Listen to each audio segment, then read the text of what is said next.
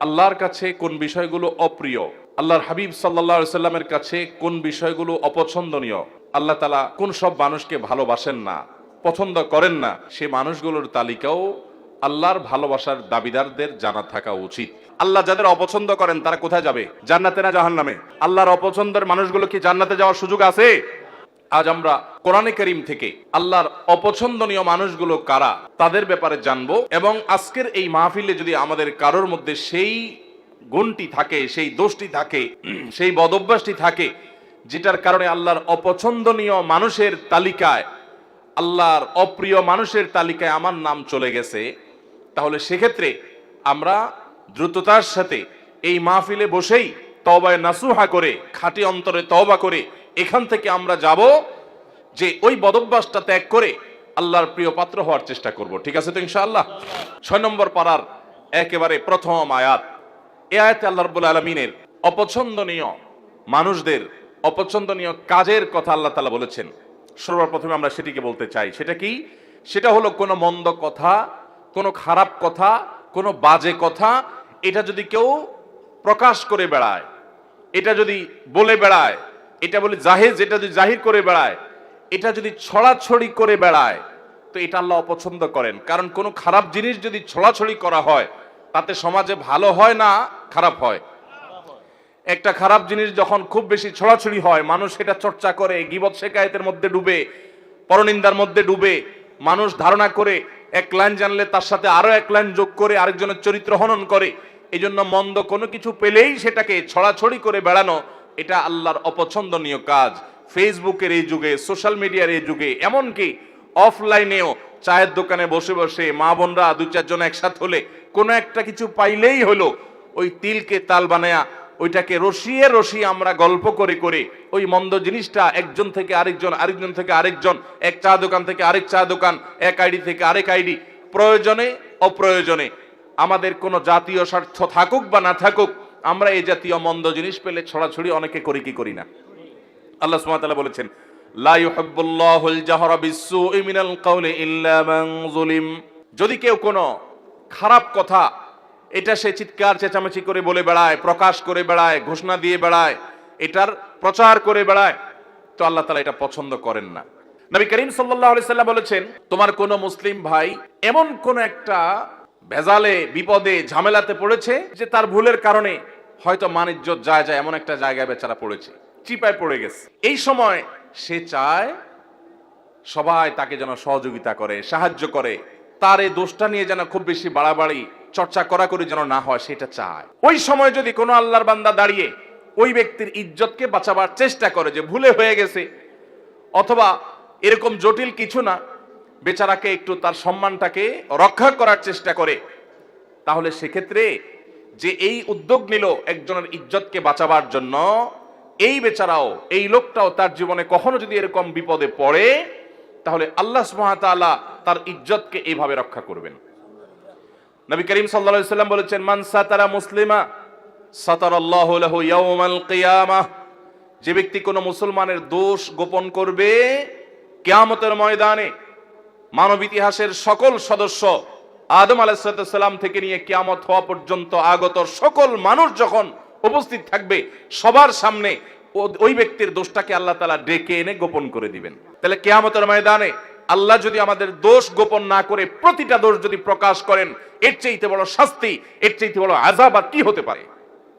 সে আযাব থেকে বাঁচার জন্য অন্যতম উপায় এবং মাধ্যম হলো দুনিয়াতে মানুষের দোষ ত্রুটি পেলেই সেটা বলে বেড়ানোর এই মানসিকতা পরিহার করতে হবে। হ্যাঁ, কিছু দোষের প্রচার প্রয়োজন আছে মানুষকে সাবধান করার জন্য, সতর্ক করার জন্য, সেটাও যতটুকু না করলে নয় ততটুকু। নাম্বার 2, সীমা লঙ্ঘনকারীকে আল্লাহ তাআলা পছন্দ করেন না। আল্লাহ বলেছেন, ইন্নাল্লাহা লা ইউহিব্বুল মুতাদিন। আল্লাহ তাআলা সীমা লঙ্ঘনকারীকে পছন্দ করেন না। ভাইরা আমার, সীমা লঙ্ঘনকারী কারা? সীমা লঙ্ঘনকারী হলো ওই ব্যক্তিরা যাদের জন্য আল্লাহ তাআলা সীমানা ঠিক করে দিয়েছেন, সে সীমানা ক্রস করে চলে যায়। আপনি দেখা দিতে পারবেন অমুক অমুক অমুক অমুক নারীর সাথে, যাদের সাথে আপনার রক্তের সম্পর্ক আছে, নিজের স্ত্রী ছাড়া তাদের সাথে আপনি দেখা দিতে পারবেন।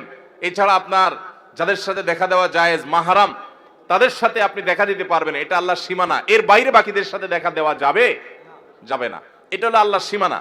এখন যদি সেই সীমানা ক্রস করে আপনি যেই কোনো নারীর ছবি পেলেন, ভিডিও পেলেন, ফুটেজ পেলেন, ফেসবুকে পেলেন, পেপারে পেলেন, ম্যাগাজিনে পেলেন, যেখানে পেলেন, রাস্তাঘাটে পেলেন, আপনি চান্সে তাকে দেখে নিলেন, মনে মনে হারাম স্বাদ আস্বাদন করলেন, জল্পনা কল্পনা করলেন, তাহলে আল্লাহ যে সীমানা দিয়েছেন সেই সীমানাটা আমরা ক্রস করলাম কি করলাম না?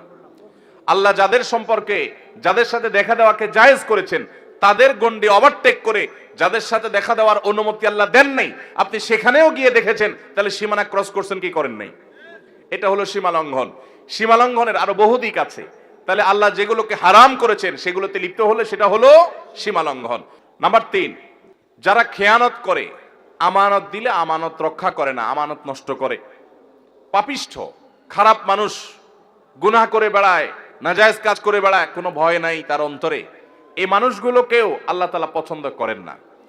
কোরআনে কারীমে আল্লাহ রাব্বুল আলামিন তাদের সম্পর্কে বলেছেন, ইয়ামহাকুল্লাহুর রিবা ওয়া ইউরবিস সাদাকাত। আল্লাহ তাআলা রিবা এটাকে ধ্বংস করবেন, সুদকে ধ্বংস করেন, আর সাদাকাতকে আল্লাহ রাব্বুল আলামিন বাড়িয়ে দেন। ওয়াল্লাহু লা ইউহিব্বু কুল্লা কাফফারিন আযীম। আর সকল আল্লাহ তাআলা অবিশ্বাসীকে, কাফিরকে, বেঈমানকে, আল্লাহর প্রতি যাদের ঈমান নাই তাদেরকে, এবং পাপিষ্ঠ খারাপ মানুষকে আল্লাহ তাআলা অপছন্দ করেন, তাদেরকে আল্লাহ তাআলা পছন্দ করেন না। আল্লাহ তাআলা আরো বলেছেন, ইন্নাল্লাহা লা ইউহিব্বু মান কানা খাওয়ানান আযীমা। যারা খেয়ানতকারী, কথায় কথায় খেয়ানত করে মানুষের সাথে, এবং পাপিষ্ঠ, অপরাধ করে, কথায় কথায় নাজায়েজ কাজ করে, আল্লাহর ভয় নেই, তার দিল কাঁপে না, এই মানুষগুলোকে আল্লাহ তাআলা অপছন্দ করেন। 4 নম্বর, জালিম, অত্যাচারী, অবিচারী। আল্লাহ তাআলা তাদের সম্পর্কে বলেছেন, ইন্নাহু লা ইউহিব্বুজ জালিমিন। নিশ্চয় আল্লাহ রাব্বুল আলামিন জালিমদেরকে কখনো পছন্দ করেন না। অনেক লোক আছে দেখবেন, নামাজ পড়ে, রোজা রাখে, হজ করে, দান সাদাকা করে, ওয়াজ নসিহত করে, ওয়াজ নসিহত শুনে, কোরআন তেলাওয়াত করে, তাসবিহ তাহলিল করে। অনেক মহিলারা, মা বোনরা আছেন, তারা পর্দা পুশিদাও করে, কিন্তু আবার অন্যের প্রতি জুলুমও করে। আছে না নাই? ভাইরা আমার, অনেক ভাইরা আছি আমরা, দুর্বল পেলে, গরিব মানুষ পেলে তাদের উপরে চড়াও হই, তাদের উপরে অত্যাচার করি, তাদের হক নষ্ট করি, তাদের উপরে জুলুম করি। মনে রাখবেন, জুলুম এত ভয়াবহ অপরাধ, এত ভয়াবহ অপরাধ, কিয়ামতের ময়দানে কোন চতুষ্পদ জন্তু, তারা কি আমাদের মতো তাদের আমলের কোনো হিসাব নিকাশ হবে? গরু, ছাগল, হাঁস, মুরগি, যত রকমের আল্লাহর সৃষ্টি আছে, মানুষ ছাড়া, জিন ছাড়া, তাদের কোনো হিসাব নিকাশ হবে? আল্লাহ তাআলা হাঁস মুরগিকে বলবেন যে কি পরিমাণ খাইছো, হালাল খাইছো না হারাম খাইছো, হিসাব দিয়ে যাও। এরকম কোন কথা আছে কোরআন হাদিসে? হাঁস মুরগি যদি আরেকজনের ঘরে যায়া তার প্লেট থেকে ভাত খেয়ে চলে আসে, কিয়ামতের ময়দানে আল্লাহ তাদেরকে জাহান্নামে শাস্তি দিবেন, এমন কোন কথা আছে? কারণ তাদের এইসব হিসাব নিকাশ নাই, এগুলো হবে মানুষের। কিন্তু ভাইরা আমার, জুলুম এরকম একটা অপরাধ, এরকম একটা গুনাহ, জীবজন্তু, পশু পাখিরাও যদি একজন আরেকজনের প্রতি জুলুম করে, কিয়ামতের ময়দানে শুধু ওই একটা অপরাধের বিচার তাদের হবে। নাম্বার 5, অহংকারী, দাম্ভিক। অহংকারী মানুষকে আল্লাহ তাআলা অপছন্দ করেন। আল্লাহ তাআলা বলেছেন, ইন্নাল্লাহা লা ইউহিব্বু মান কানা মুখতালান ফখুরা। যারা গর্ব করে বেড়ায়, অহংকার করে বেড়ায়, এই মানুষগুলোকে আল্লাহ তাআলা পছন্দ করেন না। আল্লাহর ঘৃণিত, আল্লাহর অপছন্দনীয় মানুষেরা যারা অহংকার করে। আমাদের সমাজে এরকম অহংকারের রোগ আমাদের অনেকের মধ্যে আছে, সেটাকে আমরা রোগ মনে করি না, ওইটাকে আমরা আত্মসম্মান মনে করি। আত্মসম্মান না, অহংকার এক জিনিস আর আত্মসম্মান আরেক জিনিস।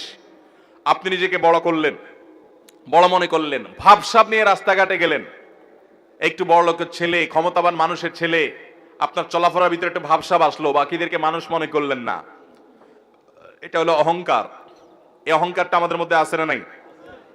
কারোর কাছে জ্ঞানের অহংকার আছে, কারোর কাছে পয়সার অহংকার আছে, কারোর ক্ষমতার অহংকার আছে, কারোর নাম যশ খ্যাতির অহংকার আছে। ও মালিক, আপনি আমাদের অন্তরকে অহংকার থেকে ধুয়ে মুছে পরিষ্কার করে দিন। যার অন্তরে বিন্দু পরিমাণ, জাররা পরিমাণ অহংকার থাকবে, সরিষার দানা পরিমাণ অহংকার থাকবে, ওই ব্যক্তিকে আল্লাহ রাব্বুল আলামিন জান্নাতে প্রবেশ করা হারাম করে দিয়েছেন। নো এন্ট্রি, তার জান্নাতে প্রবেশের কোনো সুযোগ নেই। ভাইরা আমার, আল্লাহর হাবিব সাল্লাল্লাহু আলাইহি সাল্লাম আল্লাহর কাছে বিনয়ী হওয়ার জন্য দোয়া করেছেন। আমাদেরকে বিনয়ী হওয়ার চেষ্টা করতে হবে।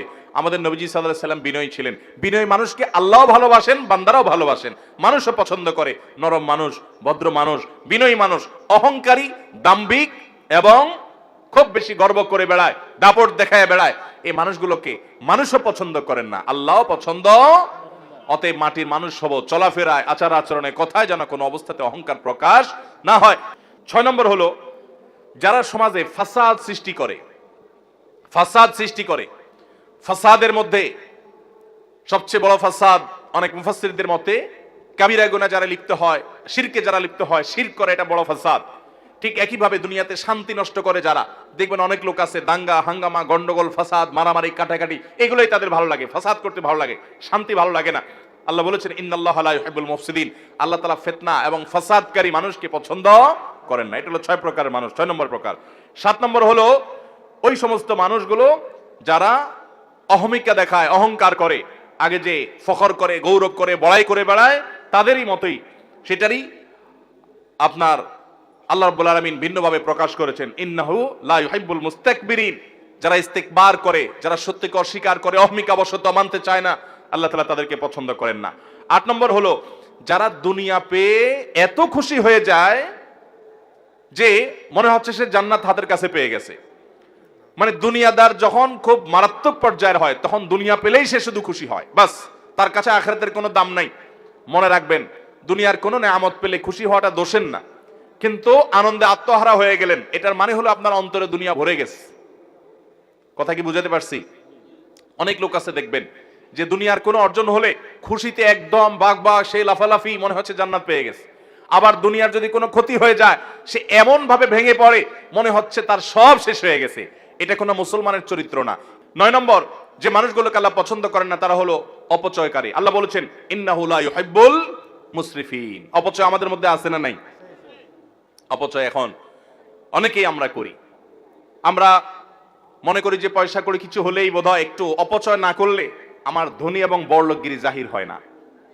অথচ ইমানদার কখনো অপচয় করতে, আল্লাহ তাআলা কোরআনে কারিমে আমাদেরকে বলেছেন যে আল্লাহর নেককার বান্দাদের বৈশিষ্ট্য, ইবাদুর রহমানের বৈশিষ্ট্য হলো ওয়াল্লাযীনা ইযা আনফাকু লাম ইউসরিফু ওয়া লাম ইয়াকতুরু ওয়া কানা বাইনা যালিকা কাওয়ামা। আল্লাহর রহমানের বান্দা হলেন তারা যারা যখন খরচ করে না অপচয় করে, অপব্যয় করে না, তারা কৃপণতা করে। নবী করিম সাল্লাল্লাহু আলাইহি ওয়াসাল্লাম কৃপণতা থেকে পানাহ চেয়েছেন, আল্লাহুম্মা ইন্নী আউযুবিকা মিনাল বুখলি ওয়াল জুবন। আল্লাহ, আপনার কাছ থেকে আমি পানাহ চাই বখল থেকে, কৃপণতা থেকে। আল্লাহ রাব্বুল আলামিন আমাদেরকে মধ্যমপন্থী হওয়ার তৌফিক দান করুন। ব্যয়ের ক্ষেত্রে মধ্যম পন্থা অবলম্বন করতে হবে, অপচয় করা যাবে না, অপব্যয় করা যাবে না। এরপর 10 নম্বর যে মানুষগুলোকে আল্লাহ রাব্বুল আলামিন অপছন্দ করেন সেটি এসেছে নবী করিম সাল্লাল্লাহু আলাইহি ওয়াসাল্লামের হাদিসে। তিনি বলেছেন ইন্নাল্লাহা লা ইউহিব্বুল ফাহিশা ওয়াল মুতাফাহহিশ। যারা অশ্লীল কথা বলে, অশ্লীল কাজ করে, অশ্লীলতা ছড়াছড়ি করে, বেহায়াপনা করে, এই মানুষগুলোকে আল্লাহ তাআলা পছন্দ করেন না। ঠিক একইভাবে মুতাফাহহিশ সম্পর্কে মুহাদ্দিসরা অনেকে বলেছেন এর মানে হলো যারা অশ্লীলতা এটা প্রকাশ্যে করে, সবার সামনে খুল্লম খোলাভাবে অশ্লীলতা করে, কোনো রাগঢাক করা ছাড়া অশ্লীলতা করে, এটাকে পেশা বানিয়ে নিয়েছে, এটাকে নেশা বানিয়ে নিয়েছে, এই মানুষগুলোকে আল্লাহ তাআলা পছন্দ করেন, আল্লাহ তাআলা অপছন্দ করেন। ভাইরা আমার, 12 নম্বর আল্লাহ যাদেরকে অপছন্দ করেন তারা হলেন ওই সমস্ত মানুষেরা যারা ইসবাল করে, যারা টাকনুন নিচে পুরুষ হয়ে লুঙ্গি, জুব্বা, চাদর, প্যান্ট, পাজামা এগুলো পরে, এই ইসবালকারীদেরকে আল্লাহ তাআলা পছন্দ করেন না। নবী করিম সাল্লাল্লাহু আলাইহি ওয়াসাল্লাম বলেছেন ইন্নাল্লাহা লা ইউহিব্বুল মুসবিলিন, নিশ্চয়ই ইসবালকারীকে অর্থাৎ টাকনুন নিচে যে পুরুষরা পোশাক আশাক পরে এদেরকে আল্লাহ তাআলা পছন্দ করেন না। ভাইরা আমার, এভাবে আল্লাহর অপছন্দনীয় মানুষের তালিকা হাদিসের দিকে যখন তাকাই তখন আমরা আরো অনেক পাই যে কথায় কথায় ঝগড়া করে অনেক বেশি, তাকে আল্লাহ তাআলা পছন্দ করেন না। যে ব্যক্তি বেচা কিনা করতে গিয়ে কথায় কথায় শপথ করে, কসম খায় এবং কাস্টমারকে ঠকাবার জন্য মিথ্যা কসম খায় এবং প্রয়োজনে অপ্রয়োজনে কসম করে, অনেক দোকানদারও আছে এরকম, তাদেরকে আল্লাহ তাআলা অপছন্দ করেন। ঠিক একইভাবে যে ব্যক্তি গরিব হয়ে আবার অহংকার করে আল্লাহ তাআলা তাদেরকে অপছন্দ করেন। যে ব্যক্তি ধনী হয়ে জুলুম করেন তাদেরকে আল্লাহ তাআলা অপছন্দ করেন। যে ব্যক্তি দুনিয়াটা খুব ভালো বোঝে, আখিরাতের কিছুই বোঝে না, এই মারকালা মানুষ আমাদের সমাজে এখন ভরা, এরা আল্লাহর অপছন্দনীয় মানুষের তালিকা আছে। আল্লাহর অপছন্দনীয় মানুষের তালিকা এরকম খুঁজলে আমরা আরো অনেক পাবো কোরআন এবং হাদিসের আলোকে। আমরা কোরআন থেকে এবং নবী করিম সাল্লাল্লাহু আলাইহি ওয়াসাল্লামের হাদিস থেকে আল্লাহর অপছন্দনীয়, আল্লাহ যাদেরকে ঘৃণা করেন, অপছন্দ করেন সেই মানুষগুলোর তালিকা জানলাম। আল্লাহ যাদের অপছন্দ করেন তারা কোথায় যাবে? জান্নাতে না জাহান্নামে? আল্লাহর অপছন্দের মানুষগুলো কি জান্নাতে যাওয়ার সুযোগ আছে?